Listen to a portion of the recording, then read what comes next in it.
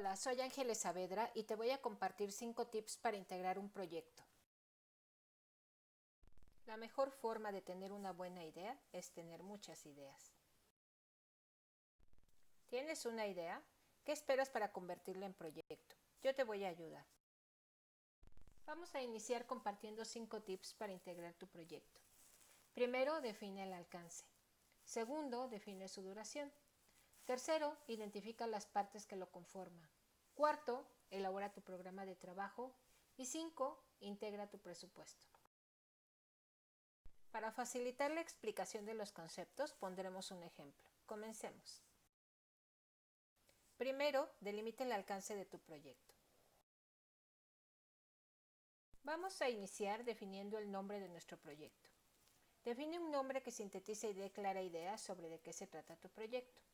En el ejemplo veremos un viaje a París. Continuemos definiendo la fecha de inicio y fin del proyecto. Determina cuándo iniciará y cuándo calculas que concluirá el proyecto con base en tu propia experiencia o en proyectos similares. Piensa en todas las actividades de preparación. En el ejemplo de mi viaje a París podemos observar que inicia en enero del 2021 y concluye en mayo del mismo año, porque estoy considerando las actividades previas al arranque del proyecto. Ahora identifiquemos a las principales personas impactadas por el proyecto. Enlista a todas las personas, instituciones u organismos que estén relacionados con el desarrollo del proyecto, ya sea para el diseño, la operación, la obtención de permisos, la gestión de financiamiento, etc., sin los cuales no podría llevarse a cabo el proyecto. En el ejemplo de mi viaje a París puedes observar que identifico como personas impactadas a mis padres, mis hijos, mi jefe, el banco si estoy pensando abrir una cuenta de ahorro u obtener un financiamiento, la agencia de viajes y la aerolínea. Luego definiremos los supuestos.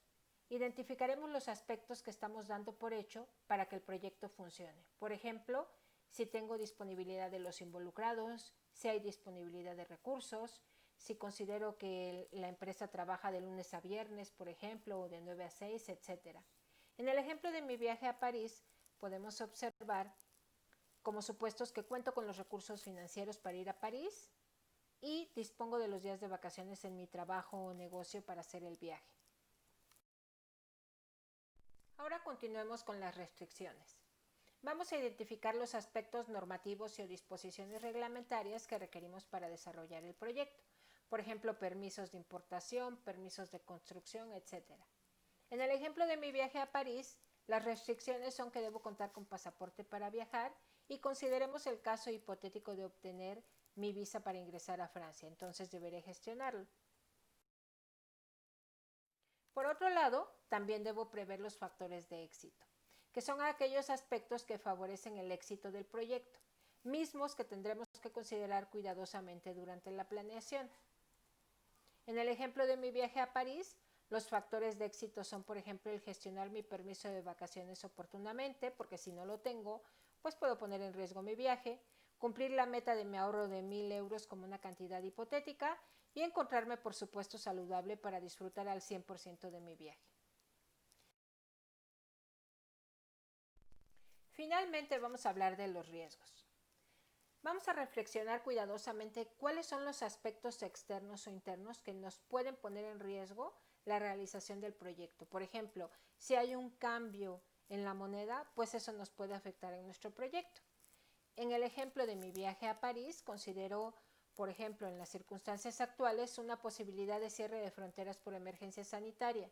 Por supuesto que esta condición va a poner en riesgo mi viaje a París, una devaluación de la moneda de mi país con respecto al euro y una sobrecarga de trabajo. Los riesgos no son para que nos preocupemos, los riesgos son para que los preveamos y podamos integrar un plan B en caso de que se presente cualquiera de ellos. Continuemos con nuestro segundo tip, que es definir la duración.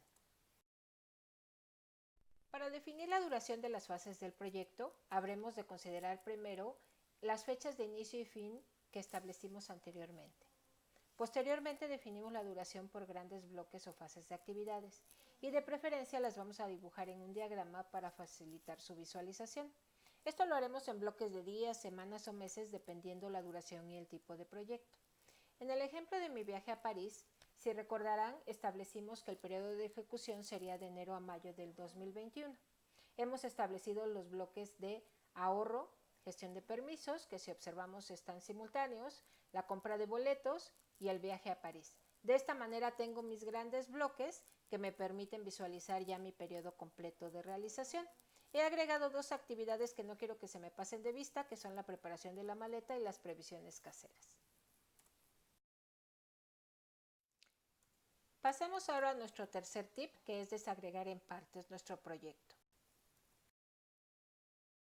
Para dividir el todo en partes y desglosar el proyecto, pensemos en el proyecto en partes, como las fases o bloques de actividades que debemos desarrollar para implementarlo. Desagreguémoslo hasta que puedan convertirse en actividades a realizar por una persona. Aquí podemos observar cómo se titula el proyecto y cómo el proyecto tiene, por ejemplo, dos partes y cómo cada parte tiene a su vez subpartes o subcomponentes. Seguramente será más sencillo en el ejemplo siguiente. En el ejemplo de mi viaje a París, observamos la estructura del proyecto. Al inicio, por supuesto, pongo el nombre del proyecto. Después, en los recuadros azules, podemos observar las primeras partes de mi proyecto. He dividido en ahorro, gestión de permisos, compra de boletos, preparación y viaje. En el primer recuadro de ahorro, he identificado como subparte o subcomponente al presupuesto, la cuenta de banco y al cambio de divisas. En la gestión de permisos, al pasaporte, la visa si lo requiero y vacaciones. En el tercer recuadro parte es la investigación de opciones, el análisis de opciones y la selección y compra de boletos. En la preparación, encargar mascotas y hacer maletas. Y por último, en el viaje, guardar pasaporte y visa, así como guardar divisas. Ahora pasemos al cuarto tip, que es establecer el programa de trabajo. Para establecer el programa de trabajo vamos a utilizar las partes que desglosamos y las convertiremos en actividades. Aquí estamos viendo la estructura que vimos anteriormente. ¿Y qué vamos a hacer aquí? En este caso, vamos a identificar el proyecto, vamos a utilizar la primera parte como el primer bloque de actividades y la subparte como una actividad. Continuaremos una vez definidas las actividades con la identificación de los responsables, la duración de las actividades y el periodo de inicio y fin de cada una de las actividades. Ahora veamos el ejemplo de mi viaje a París. En esta estructura del proyecto tomaremos para efectos prácticos los primeros dos bloques y observamos cómo el primer bloque de ahorro se convierte en la primera actividad, le sigue su primer subcomponente de elaborar presupuesto, continúa abrir cuenta de banco y ahorrar y cambiar divisas. Ahora veremos en el segundo bloque la gestión de permisos, continuaremos con la obtención del pasaporte, con obtener visa y con tramitar vacaciones. No dejemos de observar y de considerar que hay que utilizar idealmente verbos en infinitivo. Y bueno, posteriormente podemos considerar o ver que incluimos la duración de las actividades, la persona responsable de su realización y establecimos la fecha de inicio y fecha de término. Es importante considerar que estos bloques, estos plazos deben de coincidir con nuestro cronograma de actividades y podemos ajustar uno u otro en función de la realidad. Ahora continuemos con nuestro quinto y último tip, que se llama integrar el presupuesto. Para definir los recursos por actividad y asignar el costo de las actividades, iniciaremos por identificar los costos asociados a cada actividad. Podemos utilizar el mismo formato del programa de trabajo y agregaremos una última columna de conceptos de gasto. Aquí incluiremos todos los conceptos de gasto en que consideramos incurriremos en cada una de las actividades. Por ejemplo, en la actividad 1 estamos previendo que participe un líder de proyecto, hipotéticamente por 10 días, la misma duración que la actividad. En la actividad 2 que se requieren 2 permisos y un gestor. En la actividad 3 un diseñador, un servicio. Y en la actividad 4 un líder de proyecto por el mismo tiempo que dura la actividad, es decir, 10 días y una impresora. Inmediatamente después lo que haremos será integrar una tabla con los conceptos de costo que identificamos y le vamos a asignar un costo por el monto unitario, ya sea por día o por servicio. Como vemos, por ejemplo, al líder de proyecto le asignamos un costo de 1,000 pesos por día, a los permisos 3,000 al gestor 2.500, al diseñador 5.000 y a la impresora 3.000.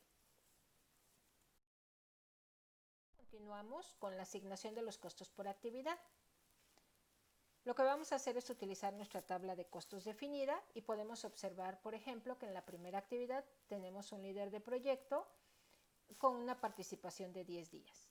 Cada día nos cuesta 1,000 pesos, por 10 son 10,000 pesos. En el caso de la segunda actividad contamos con 2 permisos, cuyo costo individual es de 3,000, por 2 son 6,000, más un gestor, cuyo costo es de 2,500 según nos lo indica la tabla, lo que representa una suma de 8,500 en esta actividad. En la tercera actividad del bloque 2 estamos hablando de un servicio de un diseñador que cuesta 5,000 pesos.